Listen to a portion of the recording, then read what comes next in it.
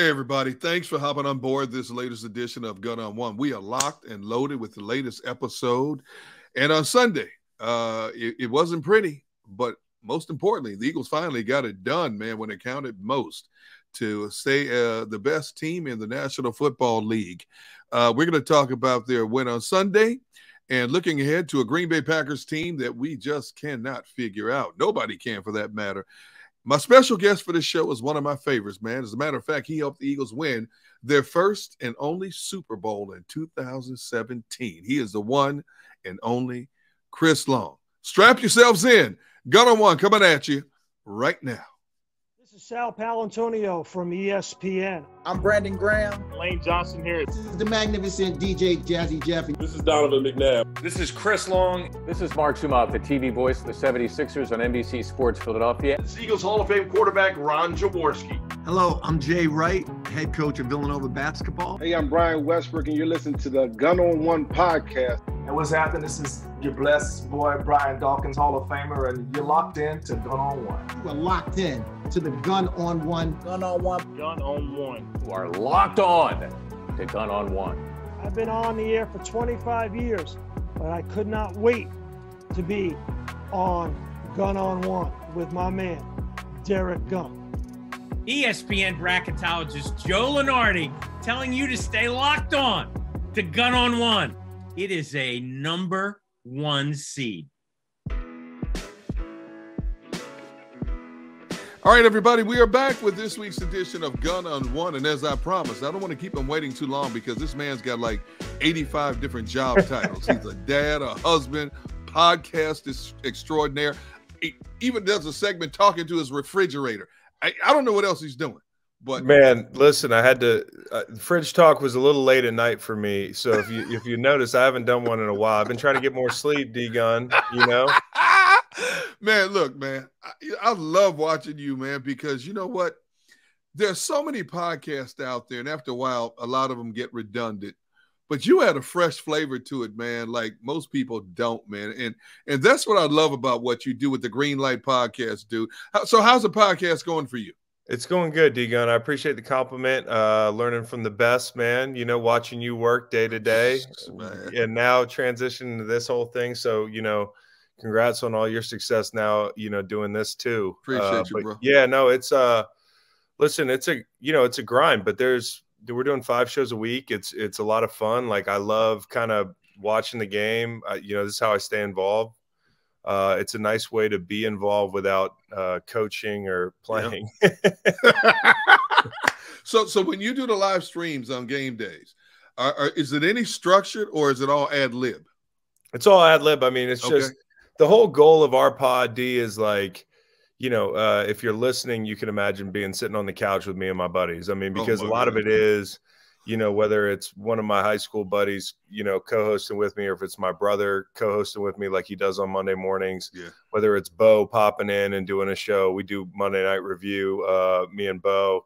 You know, there's just a ton of people. One of my former teammates, Nate Collins, at Virginia, and then in the NFL, he's with us as well. So, you know, like it's all just people in the same ecosystem that know each other well. And so when you're doing a live stream, for us, it's just guys sitting on a couch and just kind of reacting.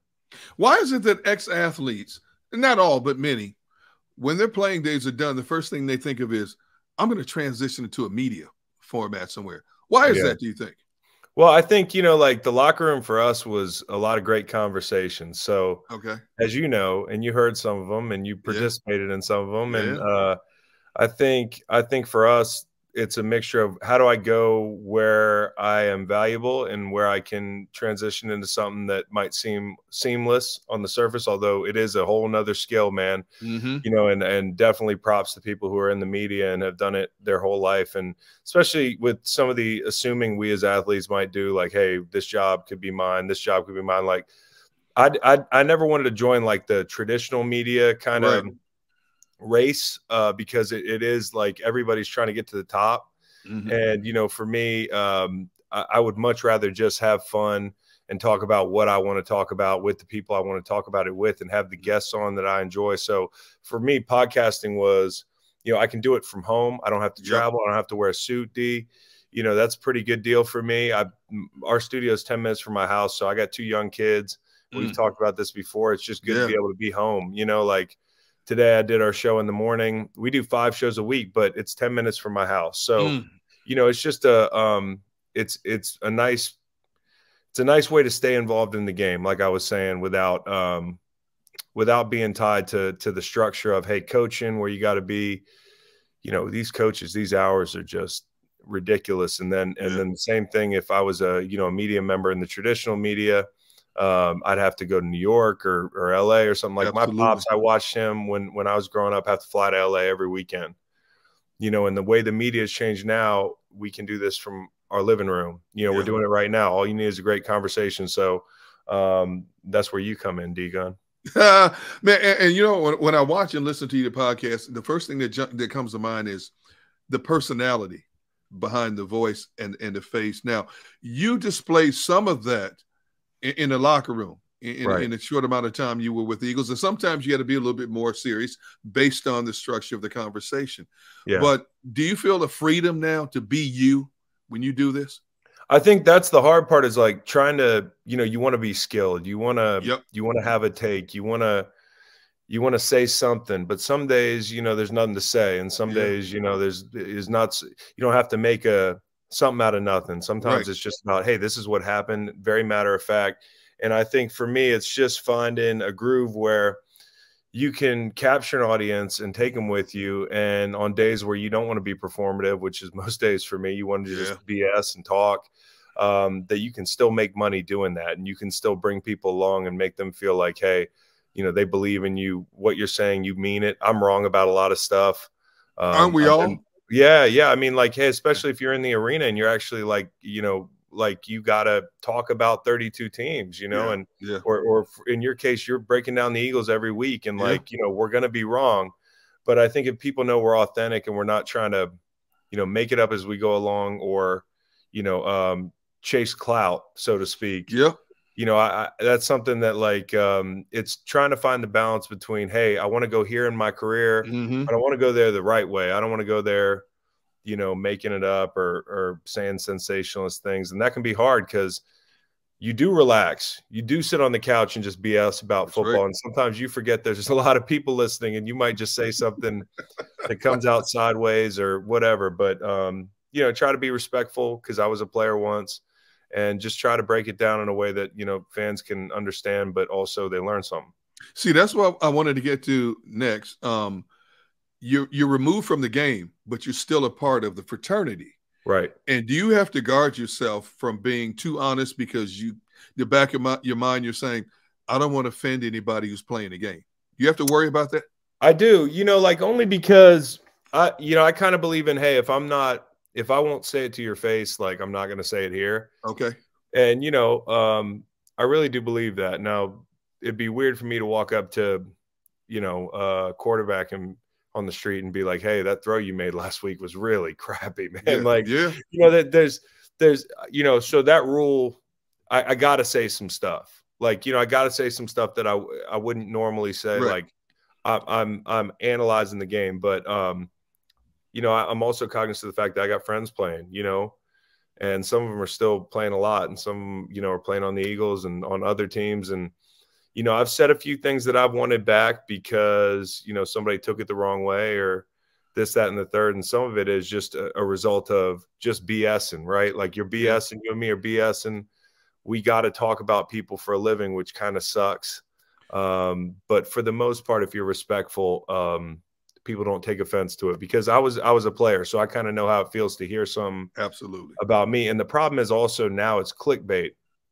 So you say something, D, and then it gets put in these quotes, you know, like instead of giving out in context and hearing my voice when I say what I'm saying, because, you know, there's a difference in tone between, you know, saying, you know, point A and point B being much more negative based on how I say it. Yep. And so I think that's the biggest enemy of just being honest all the time, is people taking things out of context, and the game of telephone that happens before it gets to a player. Well, Chris said this about you. Yep. Well, I didn't actually say that, you know, or I said it in a different way than it was presented to you. Look at you, man, how you've mastered the art of being a media mogul. All of a sudden. I like that, man. You finally see now you know. But you know what you know what I mean, though? Yes, you know, because you understand what I go through now, man. Yeah. It's not easy. You know, you try to be honest, you try to be insightful, you try to get a spin on things that other people might not have. You don't want to be the dime a dozen dude that says the same thing they can hear on any other channel. But because of social media, you have to be very careful how you word it, because it's told 50 different ways from the truth. Yeah. You know, and that's harder than just being you in front of a camera. Is being very structured and careful what you say so it doesn't come back and bite you. Especially because, you know, our shows are a little bit wide open, and we're we got a little Howard Stern kind of thing going on where there's a lot of it's raunchy sometimes, and we say, you know, it is like a locker room sometimes. And so, you know, it is a learning process, and the only way to learn is make mistakes, and I made them. Hopefully you just don't make real big ones, you know? Right.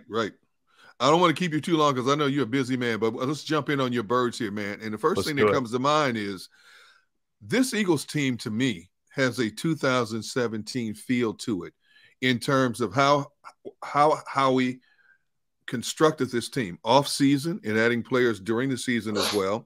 You guys in 2017 started out 10-1. This team right now is 9-1 and rolling. Do you get that vibe about this team as you watch? Because I know you watch them each and every week. Yeah, I do get the vibe about him. And, you know, immediately what's apparent to me is how he wants to win right now. And, you know, it's nice. It's empowering to have a GM that's doing that. And, you know, just hitting on the Jalen Hurts deal is such a big thing. And it's been a couple years now. But think about how quickly the window closed on our team and how quickly this window opened up again. So he deserves a lot of credit. And, you know, Nick Sirianni deserves a lot of credit because his attitude matches – you know, what you're trying to accomplish, which is that, like, hey, win right now. We're not worried about down the road. We're not like, we're going to be ultra competitive and try to win this thing. We think like that's our standard. And that's the vibe I get from Sirianni as well. So I think it's awesome. Like from, you know, investing in the linebacker room to having these corners out here, like as a rusher, man, these corners, I don't know what I would do. I don't know what I would do to rush with Bradbury and Slay back there. And Gardner Johnson's been here. He's been making a bunch of you know, big plays as well. They go out and get him. And then when you have a problem, they go out and fix it immediately. It's like Linval Joseph and Ndamukong Suh may not be world beaters at this stage in their career, but they're things that you have to do. Fletcher Cox can't take 70 snaps. Like, I'm sorry, it was hard when we were 23 to do that. He's now over 30 years old, and he would tell you that's too many. And so, like, in 1 week, you get your stiffest test, seemingly, you know, especially considering the circumstances. And Jonathan Taylor, they go down the field and punch us in the mouth.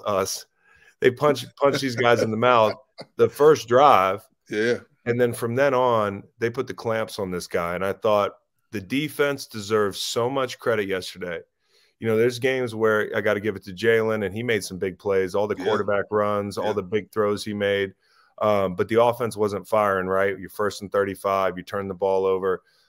The defense, man, there were 2 possessions late in that game. I think it was 13-3. And they were at midfield, right? And you don't want to go down 20-3 or whatever it was. It would have been a 3-score game. And in those possessions, the first one was Suh and Joseph teamed up for a sack. They force a punt. Okay, so this is after 4th and 10. You know, this is after, like, you know, it could get real ugly after that on the road.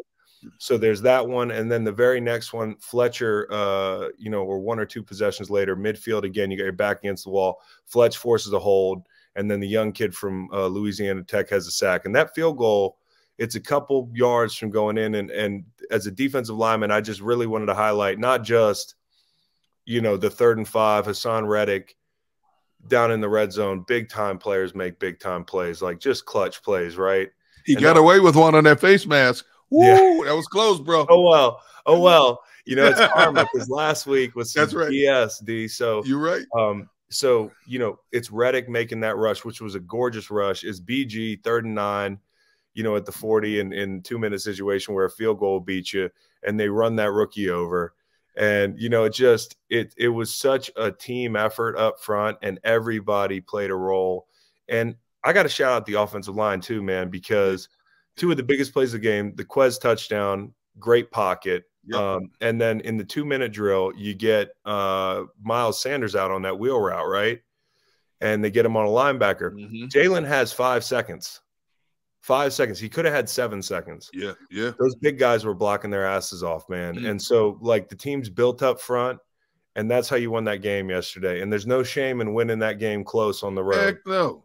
Hey, you mentioned Sue and Linville, and here's two guys that were sitting on the couch. But for the life of me, I can't understand how other teams didn't approach them before last week. And we had heard a story about Sue was approached by the 49ers, but he turned it down to come here. And I said off the top of my podcast, I said, look, you're not that far removed from the game. Yeah. If somebody called Chris Long tomorrow and said, we only need you for 10 to 15 plays a game. Shoot, that's what I was doing. Could you do it? Could you come back out of retirement? There's only a couple there. Hey, listen, I am a 37-year-old man, D. I think like depending on it's 50-50 if I pull my hamstring, if I have to run down the street after my dog. I don't know. But if somebody called me, yeah, I get my 250-pound ass off the couch. And if it was a contender and they were going to pay me and all I got to do is rush the passer, yes, sir. I'll say, hey, we'll see how that hamstring holds up out there, D. Hey, here's the bottom line. If you blow the hamstring, you still get paid for the rest of the season. You get paid 6 figures, 7 figures for the rest of the season. No, I'm just, hey, D, what? It's not anything to take lightly, but if 5 people on the Eagles got hurt, they could call me. If 5 people got hurt. So the Chris Long competitive juices have not been put in the grave completely yet. Is that what you're saying? Bro, I'm retired as hell. But, come on, man. You Jeff just Saturday got the call. Hey, Jeff Saturday was retired.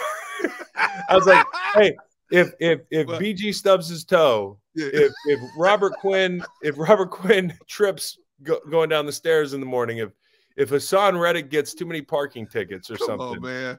Like, yeah. But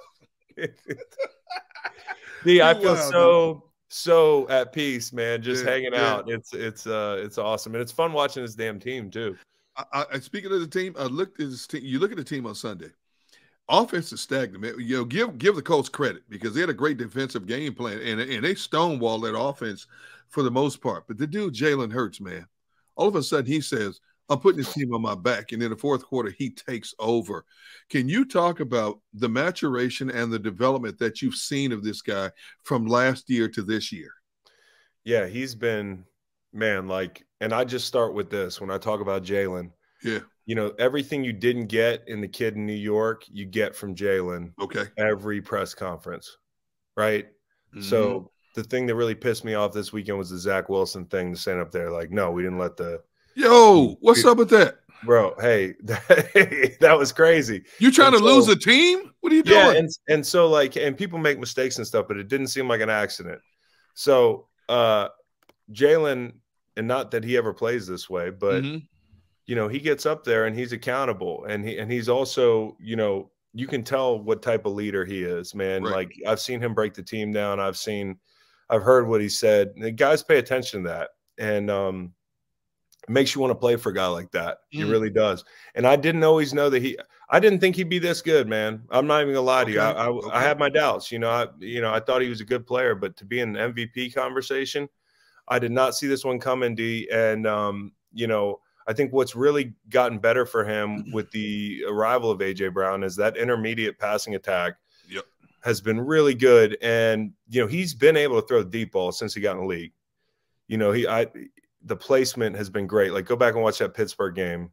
Watch where he was putting those like on the money, man. So he throws a beautiful ball outside the numbers. It's the intermediate stuff that has improved so much in a year. And I think it's just given him the weapons, and he's a smart player, man. He really is. And he knows his strengths, he knows his weaknesses, and having that player in the red zone to run the football like that, right, such an advantage. All right, if I pinned you down and said I need you to give me one attribute about Jalen Hurts that really jumps out at you, what would it be? Leadership. Okay. All right. I mean, like, hey, he throws a great deep ball. There's guys that throw better deep balls. He's a good, accurate passer. There's guys who are more accurate. You know, he's a good runner. Josh Allen scares me more running the football. Okay. Okay. But this guy's like one of, if not the best leader in the NFL. He's up there with guys you'd want under center. I mean, from what I see from a distance, that guy in Kansas City, oh my goodness, is Michael Jordan competitive, and Michael Jordan, like, you know, lift the level of people up around you. But I mean, this guy in Philly, Jalen, has just been, he's stones, man. You can tell there's no fear in that guy. And, you know, if there's two players and one of them's like Jalen upstairs, tie goes to Jalen. Wow. And I'm not comparing him and Mahomes. Right. I want to make sure everybody knows that. I'm just using that as an example of a guy who I think is a tremendous leader, and he's the MVP of the league, Patrick Mahomes. Watch football last night. I mean, unbelievable. That game was incredible against the Chargers. But Jalen Hurts has got that leadership ability that, you know, as a guy who's been on a team, you know, with young players making a run at a Super Bowl, like, you need guys like that in the locker room. I really appreciate kind of the way he handles himself. If you were lining up to play against the Jalen Hurts, or you were a defensive coordinator, how would you try to defend him? Man, that's a good question. Well, for one, you know, the thing is always, hey, keep a guy in the pocket, right? You know, a guy who can run like him, but he's not always looking to get out of trouble. You know, he really does sit in that pocket and go through his reads and that sort of thing. I think the biggest thing I would tell a defensive line is not get frustrated, because that offense can feel like they're just picking you apart. It's like a la carte when it's really running. And I think part of the problem is he's hard to bring down in the pocket, right? Because he's so strong. But he's also tough to get to because his offensive line is so damn good. I mean, those guys do such a good job. And you also have to think about, with a quarterback who extends plays and takes time and that sort of thing, that's got to be tough for an offensive lineman.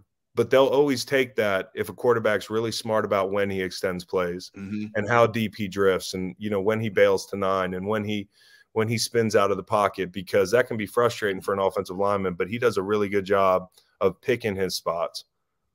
You lined up against in practice and played with my guy Lane Johnson, a younger version of Lane. This dude has not given up a quarterback sack, dude, in like 2 years.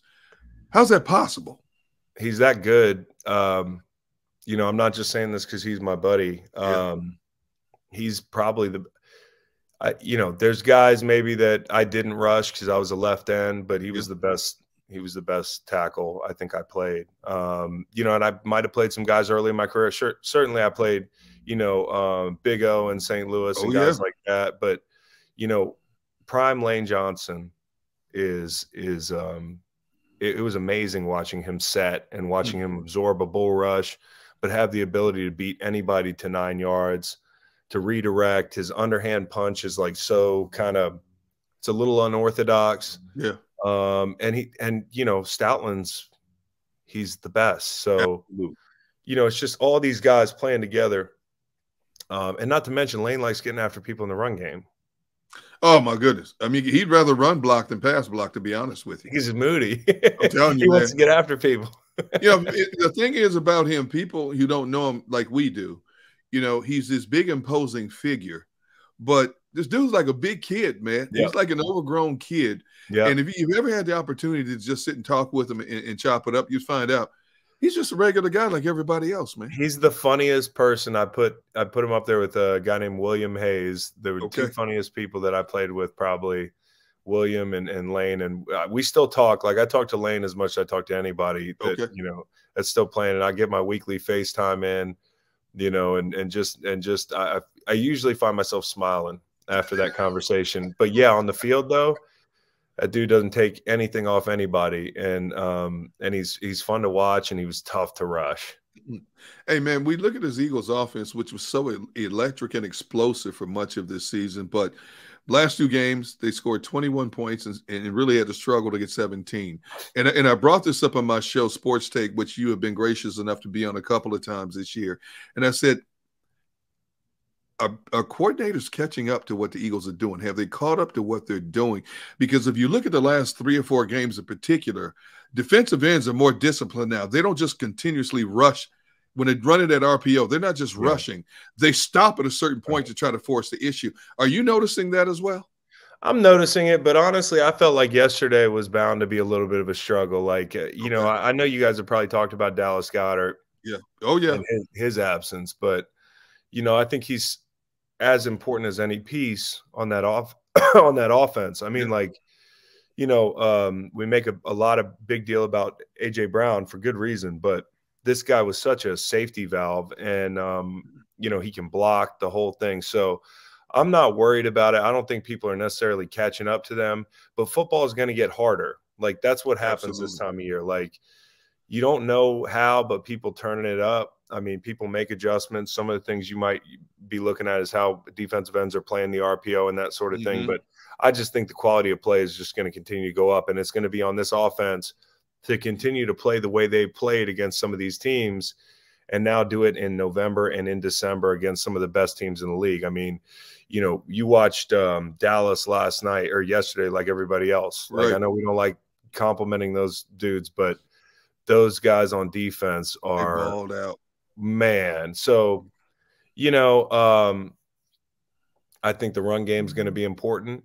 I think you got to stick with it this time of year. You can't be too finesse this time of year.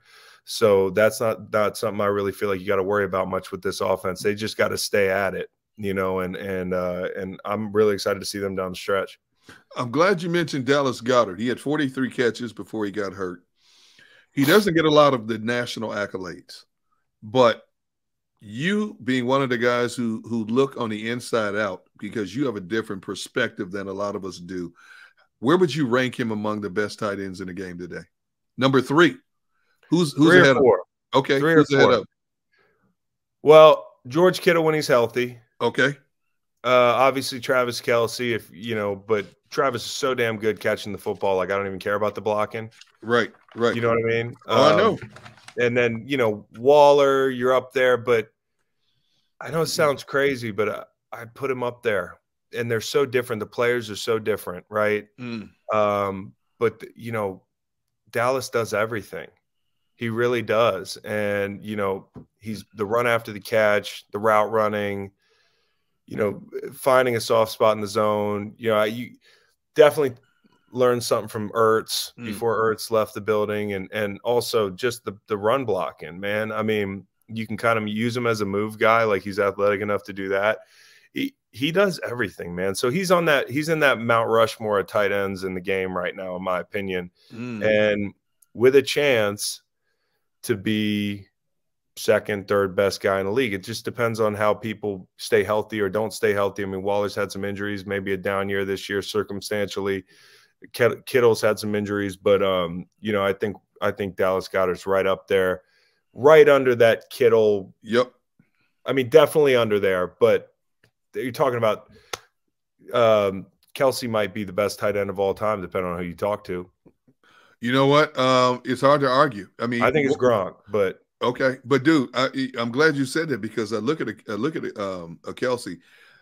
Back earlier in the season, he had 27 catches, 27 yards receiving in the game, but he had 4 touchdowns.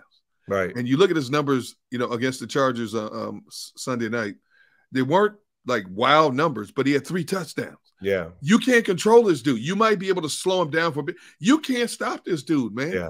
Yeah, no, that those crossers, man, all year. You know, you talk about that mesh route at the end of that ball game, and like the robbers sitting over top of them, and like where do I, you know, where do I support? You know, like how can I help Derwin James? Because I mean, Derwin James is an absolute beast, man. I mean, and he was great last night and made some amazing plays.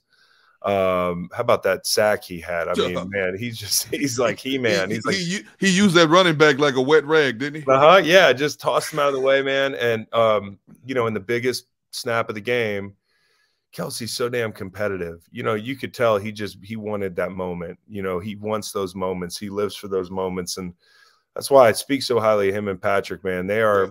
I was wondering this today on my show, D.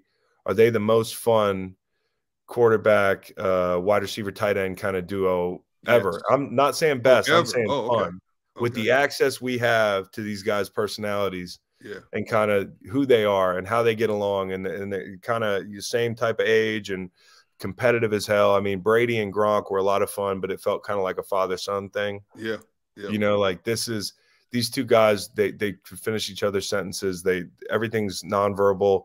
You know, they do so much like kind of scramble drill out there, which is another thing that makes them super cool to me, is like a lot of these great wide receiver quarterback duos from like the 90s and before that, like Mahomes is breaking down the pocket left and right. So these guys have got to do a lot of crazy stuff, you know, after the route tree breaks down. So I think it's a lot of fun watching them every Sunday. I will say this. I think they are the best quarterback tight end combination in the game today, for whatever that's worth. For sure. I'm not saying they're the best ever. Right. I'm just saying that I enjoy them. They're so damn competitive. They're so fun. And I just think they do everything the right way. Like Mahomes does everything the right way. Yeah. You know, a superstar like that in our game, that you can watch him do that on the field. And he always says the right thing, supports his teammates. He's competitive as hell. And, you know, Kelsey's the same way. You look at this Eagles defense for a moment. They were getting gouged at a run game, 5 consecutive games, giving up over 100 yards rushing. The last 2 opponents, Houston and Washington, just ran all through them. So how he goes out and he gets 35-year-old Ndamukong Suh and 34-year-old Linval Joseph, that's 635 pounds of fresh meat to put in that interior line, dude. Grade A, USDA prime beef in that line, man. Are you surprised they were able to walk in off the street and contribute the way they did? A little bit. I mean, like, I guess of all jobs there are to do, and I'm not minimizing the job description of Mr. Linval Joseph, because he is Mr. Linval Joseph to me. I mean, you saw that Joker walk through that hallway, man, on the Eagles had the welcome to the Eagles kind of post there, D. And I was like, man, this guy's got a presence. I haven't seen anybody walk through that hallway like that since JP. Like just striding through that hallway, man, taking up the whole damn thing. So his job is to stand there and build a wall. And, you know, I don't know how hard either guy was training. I'm sure they were training, waiting for the call. But then from there, it's like, hey, we're not running a bunch of complex pressures, man. You know, it's first and second down, let's stop this run and let's convert to pass. And Joseph did on that sack, man, and Sue did too. They both won their rushes. Yep. And Joseph, man, Ryan Kelly, he 2 crow hops, and then he just went to his knees. So I think he's roll out of bed strong, number one, and I think number 2, the job is not incredibly complex. Right. So I'm pretty encouraged by that, but I am a little bit surprised. Look at Jonathan Gannon for a moment. His defense leads the league in turnovers. They still have one of the best run defenses in the league, even though they were getting gouged. A lot of people scream about his scheme, which he refers to as a scheme philosophy. Do you think he gets too much negative criticism for what he's done, or is it justified? Because I'm always screaming about, why do you have 2 potential Pro Bowl cornerbacks playing 7 to 10 yards off the ball instead of having them play more press coverage? Are we too critical of Jonathan Gannon a lot of times? Well, you know, I think so. I'm not saying we are. Like, I'm saying naturally we're going to be too critical of people. Like, man, like in Philly, you know, it's football in Philly, you know, and this guy, look at it. 17 points a game, you know, whatever it is. And they got gashed for a couple weeks there. That looks to have been put to bed. And I think usually when you're worried about corners playing off or playing soft, I think as a rusher, I'm like, man, well, I need the fractions of time, you know, and I don't think this team has had trouble rushing the passer. Right. You know, and yesterday, like Matt Ryan, I got rid of the ball in 2.5 seconds. I think he was the 3rd fastest release in the NFL this last week.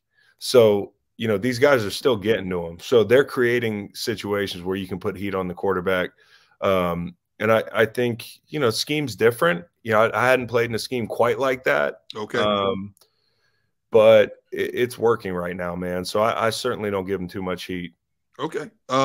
Another of your former teammates, Fletcher Cox, he was asked to play 70 snaps in the last game against Washington. And, dude, I saw him getting driven down the field like I've never seen him getting driven down the field before. Then he go out, obviously, and gets Sue and Linval. and I hate to say this, but I need to get your perspective on this. Are the better days of Fletcher Cox behind him? Because when you look at the money he's making, $14 million, in comparison to his productivity, the two don't seem to balance out this season. Am I overstating that case? Or? Well, I mean, listen, how old's the guy? 32, maybe 31, 32, maybe. Getting a lot of good football out of a guy who's 32. That's the way I look at it. You know, like, and a guy that's been there, I know that, you know, he's making a hell of a lot of money. And I know it's hard past 30 to live up to, you know, that kind of contract. But sure, he's also a team guy. You know, guy that shows up every day. Right. You know, he's got to be a leader. And I think he's also been kind of unselfish about it. You know, like these guys coming in, that's not stealing his shine. That's not he wants to be fresher. You know, he wants to play a little bit less. It looked like, you know, talking about 70 plays and that sort of thing. So for me, when it comes to Fletch, you got a guy that was probably, I mean, I played with Aaron Donald. You know, he was up there at prime Fletch, you know, like every player's in his prime in his late 20s. So, you know, just to say, hey, this guy's not as good as he was a couple years ago. Well, I mean, right. What do you want him to do? Get better? You know, like it's really tough to stay, especially when he's had a couple injuries. Yeah. To stay at that level. And I think he's doing a really good job of being a team guy, busting his ass. You're not going to get maybe the Fletch that you got in 2017. That's 5 years ago now, right? True. But what version of Fletch can you get right now, and how much does he add to this team? I do think he adds a lot to this team. And, you know, depending on the money and that sort of thing, that's up to them. But the way I look at things is as a player, Fletch is a positive on this team. And so I'm happy he's on it, because down the stretch, and I almost feel like it's going to be, you know, the guy that stuck it out, that's, you know, played through some injuries, that's been unselfish. I hope he makes a huge play in the playoffs. You know, something that he can kind of hang his hat on, because obviously he can hang his hat on 2017.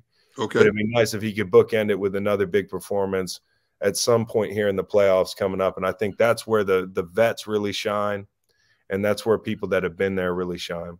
All right, I'm going to put you on the spot real quick. You look at this Eagles defensive unit. Number one, turnovers. One of the best in terms of points allowed, under 20 points a game. Run defense. You look at the all-star talent they have on this defense. All right, you look at the offense. Look at the offense they have. You know, you got one of the most electric quarterbacks in the game, wide receivers, arguably the best offensive line in the game. In your estimation, which unit is better, Eagles offense or defense? Ooh. If Dallas Goedert's not on the field, I think it's probably the defense. Okay. You know, just because I think you got playmaking linebackers. I think you got, you know, dynamite corners. You got solid safety play, net, right? You've taken the ball away there. Your depth on the defensive line is so damn good. It's so good. People were complaining to me that Robert Quinn didn't make any plays yesterday. I'm like, well, he played 10 snaps. Right. Matt Ryan's getting the ball out. But, you know, like, we have an embarrassment of riches up front. And, you know, like, I was on a group like that in 2017. Yep. This is uniquely different. The scheme's different. You know, some of the pieces are different, but you've got guys like BG, you've got Reddick, you've got Sweat. Like, those are 3 Pro Bowl level defensive ends. You know, you have guys inside who have been there. You have Fletcher Cox, who we just talked about, where, you know, we're talking about, is he the 2017 Fletcher Cox? Well, you know, if that's our biggest problem, we've got Joseph, Sue, you've got Hargrave, Milton Williams, awesome. Milton. The depth is crazy. So I would give it to the defense, but just by a hair, man, and only because Dallas Goedert is hurt right now. All right, I know you don't have a lot of time. I only got a few questions left for you, but I got to get these in. Next opponent, Green Bay. And I don't know what to make of this Green Bay team. Aaron Rodgers, I don't know what to make of him. He's been missing targets. What do you expect from – I mean, are we going to see the Aaron Rodgers that tore up Dallas a few weeks ago, or the Aaron Rodgers who couldn't hit the ocean against Tennessee last week? I mean, if you're preparing for Aaron Rodgers, what are you preparing for? If I'm preparing for Aaron Rodgers, I'm preparing for one of the best damn quarterbacks of all time. Like, I've seen him this year. Like, I watched all the games. I know Tennessee wasn't as good, but this dude's been putting the ball in the money a lot. I mean, like, some people are like, well, what game are you looking at? But the margin for error for him this year has been small. And there's been times in the past where he's complained about weaponry and that sort of thing. And I've been like, well, you know, you've had more than a lot of guys maybe. I mean, and you know, they've had some receivers there and they missed Devontae, but this year it's been tough sledding. So I think, you know, you're still preparing for the GOAT. You know, people got to stay home. People can't fall asleep. The thing you got to worry about with them is that big play. Yep. You know, you know, he can still put that ball in the money to Christian Watson 2 weeks ago, like nobody's business. I mean, he's still got that. And, you know, it's the run game with Aaron Jones, and that guy's never down. So I think it's rallying to football and then keeping things in front of you when he does drop back to pass and win your damn one-on-ones, because there's going to be sacks. Like they're out there. I mean, he's going to pat the ball a little bit, try to create. He'll drift. I like some of the matchups up front. All right, it's going to be interesting Sunday night showdown indeed. You know, I thought I knew a lot about you, and then I do a little bit more research, and I found out when you were at Virginia, you were the first player to have your jersey retired while you were still an active player, number one. And then a friend of mine who told me, Rob Ellis, who I co-host the show with, Sports Take, he told me that one of the schools that him and his daughter visited this past summer when she was deciding on schools was Virginia. And they said in the I believe it's the athletic department, there's this larger-than-life picture of Chris Long in there. Yeah. Dude, what does that mean to you, man? It's cool, man. I mean, listen, it's you never feel deserving of having your jersey retired. But at least it wasn't the number, because that would have been really messed up, you know? But I you know, my coach and I had a really great relationship. Al Groh, he's an NFL guy. I don't know, you know, I don't know. It was a cool honor. And then, you know, with the big mural, I think it was because I donated a bunch of money to the indoor facility. So I think they were like, hey, well, maybe he wants his picture up there. I don't care either way, man. You know, for me, it's about the people you meet, and, you know, kind of like, you know, I live 10 minutes down the street from where I played football in college. And this, you know, this last week was really tough for us, but, and you and I have talked about it, but you know, a lot of guys coming back, those relationships are really important. And I'm really lucky I went to school somewhere where I was able to, you know, forge a lot of those relationships. Man, your university was the center of the United States universe a week ago because of a tragic incident there. 5 young people lost their lives, 18 more injured. And I know you live close to the campus. It sounds like a dumb question, but I don't know how to word it exactly.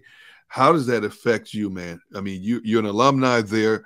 You have a lot of ties there still. You're proud of the university. As you said, you've donated a lot of money to the university. How did that impact Chris Long?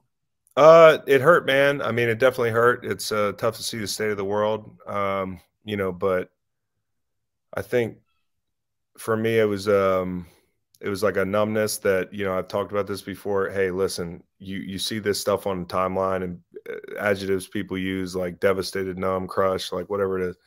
And they're kind of just words. But when this hits close to home, proximity is kind of crazy. And so Devin, Deshaun, Lavelle, I mean, especially Lavelle, a guy that I knew a little bit, and he was just such a great kid. These kids were all, we went to the Memorial Saturday.